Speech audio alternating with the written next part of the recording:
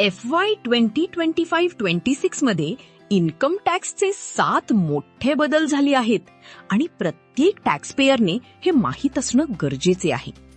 1 April 2026 पासून नवीन income tax act 2025 अंतर्गत अनेक फॉर्म्सचे नाव आणि फॉर्मॅट बदलले जाणार आहेत. फॉर्म 49A आता होणार आहे फॉर्म 93. पॅन ऍप्लिकेशन प्रोसेसमध्ये मोठे अपडेट. फॉर्म 16 बदलून होणार फॉर्म 130. सॅलरीड एम्प्लॉईजसाठी नवीन TDS सर्टिफिकेट. फॉर्म 16A आता फॉर्म 131. नॉन सॅलरी पेमेंटसाठी अपडेटेड फॉर्मॅट. फॉर्म 24Q बदलून फॉर्म 138. सॅलरी TDS रिटर्नसाठी नवीन फॉर्म.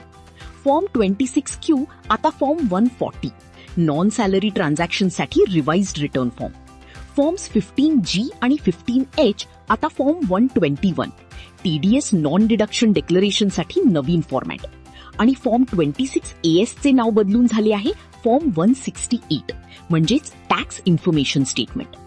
हे बदल कंप्लायन्स सोपे आणि टॅक्स रिपोर्टिंग अधिक व्यवस्थित करण्यासाठी करण्यात आले आहेत.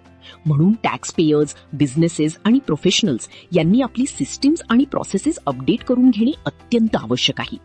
एक्सपर्ट टॅक्स गायडन्ससाठी आजच संपर्क करा. Startup portal.